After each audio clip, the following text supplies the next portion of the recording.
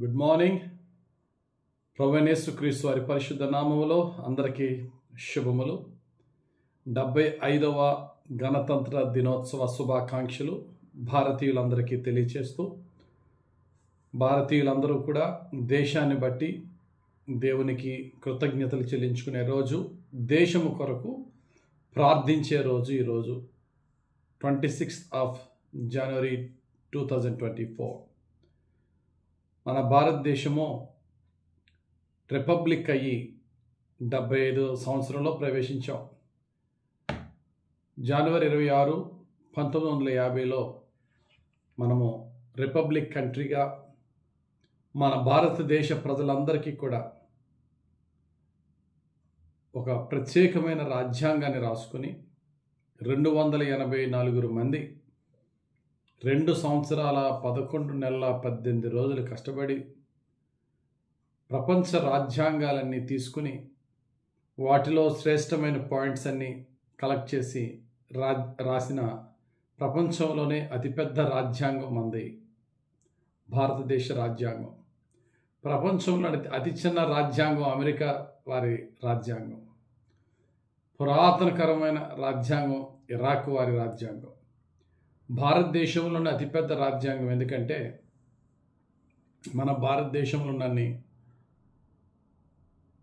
మతాలు, కులాలు, భాషలు ఏ దేశంలో కూడా లేవు. అయినప్పటికీ కూడా యూనిటీ ఇన్ డైవర్సిటీ, విభిన్న కుల మత ప్రాంత ప్రాంతాల వారు అయినప్పటికీ కూడా ఐక్యతగా ఉండాలని ఇండియాని డెమోక్రటిక్ రిపబ్లిక్ అండ్ సెక్యులర్ కంట్రీగా 1950వ సంవత్సరం జనవరి 26వ తారీఖున రాజ్యాంగాన్ని రాసి మనకు అందించారు. ఆ రోజు నుంచి రాజ్యాంగాన్ని మనము పాటిస్తూ దేశాన్ని అభివృద్ధి బాటలో నడిపించుకుంటూ ఉంటున్నాం. ఒక్కొక్క దేశం అభివృద్ధి అయిన దేశాలు, ఉదాహరణకి జపాన్ ఉంది. జపాన్ చాలా అభివృద్ధి అయిన దేశం. ఆ జపాన్ దేశం రాజ్యాంగం నుంచి ఈ కోర్ట్ సిస్టమ్ ఎలా ఉండాలో దాని నుంచి మనం తీసుకున్నాం. అభివృద్ధి అయిన యుఎస్ఎస్ఆర్, ఇప్పుడు రష్యాగా పిలుస్తున్నాం, ఆ దేశం నుండి పంచవర్ష ప్రణాళికలు 5-year ప్లాన్ ఎలా ఉంటుందో దాని నుంచి తెలుసుకున్నాం. చాలా అద్భుతంగా మన రాజ్యాంగాన్ని నిర్మించిన మరి డాక్టర్ బిఆర్ అంబేద్కర్, ఆయనతో పాటున్న టీం అందరూ కూడా చాలా చక్కటి రాజ్యాంగాన్ని రాశారు. అయితే ఆ రాజ్యాంగాన్ని ఇంప్లిమెంట్ చేయడంలో కొన్ని ఇబ్బందులు, కొన్ని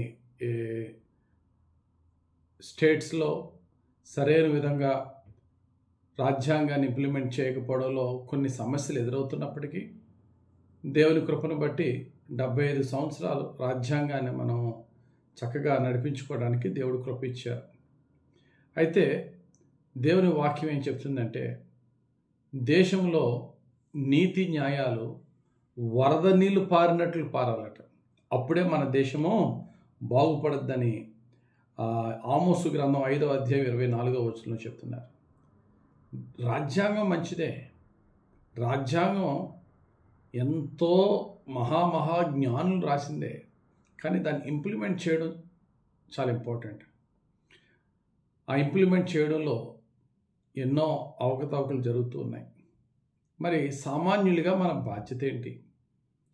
what we have to do for our country?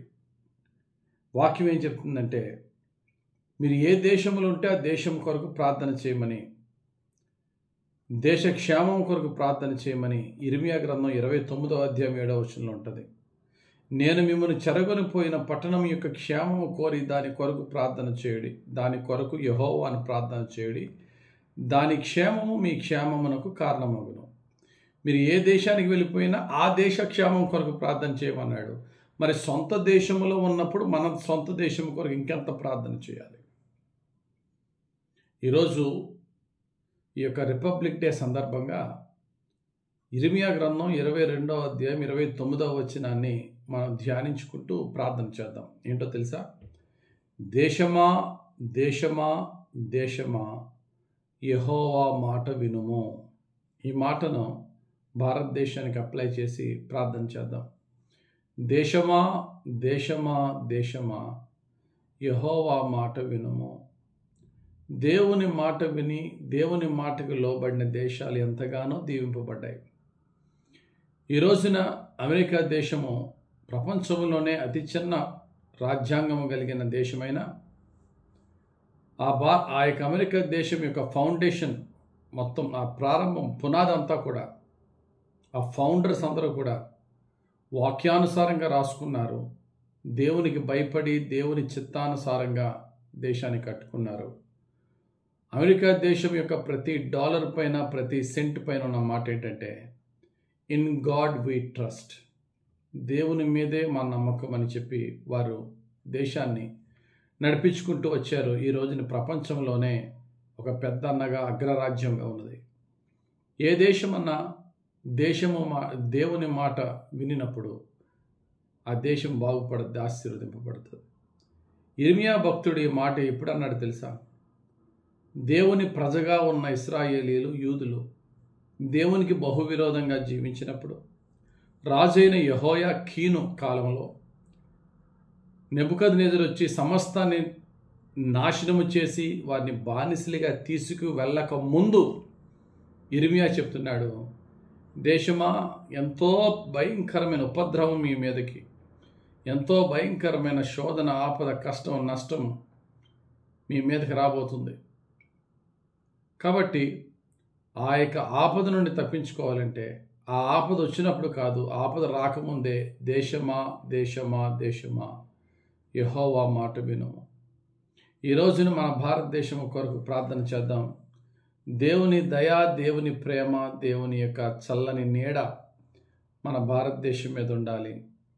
అంతే తప్ప దేవుని కోపము, దేవుని శిక్ష, దేవుని ఉగ్రత మన దేశం మీదకి రాకూడదు. దేశంలో కొద్దిపాటి శేషముగా ఉన్న మనము దేశము కొరకు ప్రార్థన చేద్దాం. ప్రభా, కులమత ప్రాంత భేదాలు లేకుండా నీతి న్యాయములు మా దేశంలో జరిపించండి అయ్యా. ఈ రిపబ్లిక్ డే సందర్భంగా భారతదేశ రాజ్యాంగంలో ఎటువంటి సెక్యులారిటీ, భారతదేశ పౌరుడు ప్రతి ఒక్కరికి కూడా తనకి నచ్చిన మతాన్ని తీసుకుని నచ్చిన మతాన్ని ప్రకటించే హక్కును ఎలాగైతే రాజ్యాంగం కలిగించిందో ఆ రాజ్యాంగాన్ని మా యొక్క భారతదేశ ప్రధానమంత్రి, స్టేట్ చీఫ్ మినిస్టర్స్ అందరూ కూడా ఇంప్లిమెంట్ చేసే హృదయం వారికి ఇవి ప్రభు అని ప్రార్థన చేద్దాం. వాక్యం చెప్తుంది దేశాధిపతుల కొరకు ప్రార్థన చేయమని. కనుక ఈ రోజైనా మన దేశము కొరకు, మన కొరకు కంటే మన దేశము కొరకు ఎక్కువగా ప్రార్థన చేద్దాం. దేవుడు మన ప్రార్థన ఆలకించి భారతదేశాన్ని ఆయన ప్రేమతో, ఆయన కృపతో, ఆయన దయతో క్షమించి నీతి న్యాయములు జరిగించే దేశముగా మన దేశాన్ని మార్చాలని, దేశ ప్రజలు హిందువులు, ముస్లిములు, క్రైస్తవులు, ఇంకా ఇతర మతస్థులు, ఈవెన్ ఏ మతాన్ని విశ్వసించిన వారు సైతము సమాధానంగాను సంపూర్ణమైనటువంటి హక్కులతో ఐక్యతగా కలిసి జీవించే ఉన్నతమైనటువంటి కృప దేవుడు ఇవ్వాలని, ఏ మతానికి చెందిన వారైనా సరే నీతి న్యాయములలో లంచగొండితనము, సమస్తమైనటువంటి దుర్మార్గతను విడిచిపెట్టి యథార్థంగా దేశంలో ప్రజలందరూ నడవాలని, అలా నడవాలంటే దేవుని బలమైన ఆయన ఆత్మ కార్యము దేశ ప్రజలందరిలో జరిపించాలని, దేశము కొరకు, దేశ ప్రజలందరి కొరకు యేసుక్రీస్తు నామములో పరమ తండ్రికి ప్రార్థన చేద్దాం. దేవుడు భారతదేశాన్ని దీవించుగాక. భారతీయులు, భారతదేశంలో ఉన్న భారతీయులు, ఇతర దేశంలో పనులకు వెళ్ళిన భారతీయులను కూడా సంరక్షించి కాపాడి దీవించునుగాక. ఆమెన్. ప్రార్థన చేసుకుందాం. మహిమగల తండ్రి, నీకు స్తోత్రాలు. మా భారతదేశము ఒక ఉన్నతమైన మంచి ల్యాండ్ మార్క్ ప్రభా. 75 years అంటే రిపబ్లిక్ డే, 75th రిపబ్లిక్ డేని మేము సెలబ్రేట్ చేసుకొని చూడగా ప్రత్యేకంగా మా దేశము కొరకు ప్రార్థన చేస్తున్నాం. కరుణించండి ప్రభా. ఇంకనూ సెకండ్ వరల్డ్ కంట్రీగా, అండర్ డెవలపింగ్ కంట్రీగా ఉన్న మా దేశంలో యేసయ్యా, ముందుగా నీ నీతిని, న్యాయాన్ని ప్రతి రాష్ట్రంలో, ప్రతి గ్రామంలో, ప్రతి సిటీ అండ్ టౌన్లో నీతి న్యాయములు జరిగించే అధికారులను, రాజకీయ నాయకులను, గవర్నమెంట్ అధికారులను మాకు దయచేయండి అయా. లెజిస్లేటివ్, జ్యుడిషియరీ అండ్ బ్యూరోక్రసీని నీ పరిశుద్ధాత్మతో నీ స్వాధీనంలోనికి తీసుకోండి. యోగ్యులైనటువంటి వారిని, దేశానికి మేలైనటువంటి వారిని నాయకులుగా దయచేయండి. ఈ 2024వ సంవత్సరంలో ఆంధ్ర రాష్ట్రంలోనూ సెంట్రల్ గవర్నమెంట్లోనూ జరుగుతున్న ఎలక్షన్స్లో నీ దృష్టికి యోగ్యులు, మా దేశానికి అర్హులైనటువంటి నాయకులనే, యోగ్యులైనటువంటి నాయకులనే మాకిచ్చి దేశ ప్రజలందరినీ ఇర్రెస్పెక్టివ్ ఆఫ్ దేర్ రిలీజియన్ అందరినీ ప్రేమగా చూసే, అందరికీ సమాన న్యాయం చేసే నాయకులను మాకు దయచేయండి ప్రభువా. లంచగొండితనాన్ని నిర్మూలం చేయండి తండ్రి. సమస్తమైన రౌడీజాన్ని, టెర్రరిజాన్ని నిర్మూలం చేయండి ప్రభువా. నీతి న్యాయంలో భారతదేశాన్ని నీవే ఫలింపజేయండి దేవా. భారతదేశంలో ఉన్న భారతీయులను, విదేశాలకి పనులకు వెళ్ళిన భారతీయులను, ఆయా చోట్ల ఉన్న వారందరినూ కూడా మీరే సంరక్షించి కాపాడి దీవించమని, మా దేశాన్ని నీ కృపలో రక్షించమని యేసుక్రీస్తు వారి పరిశుద్ధ నామంలో ప్రార్థించి వేడుకొనుచున్నాము తండ్రి. ఆమెన్. తండ్రి యొక్కయు, కుమారుని యొక్కయు, పరిశుద్ధాత్మ దేవుని దీవెనలు భారతదేశంపై దిగి వచ్చి భారతదేశాన్ని రక్షించి భారతదేశ ప్రజలను, దేశాన్ని దీవించునుగాక. Amen. God bless you. Have a very blessed day. Once again, Republic Day wishes to all of you. God be with India.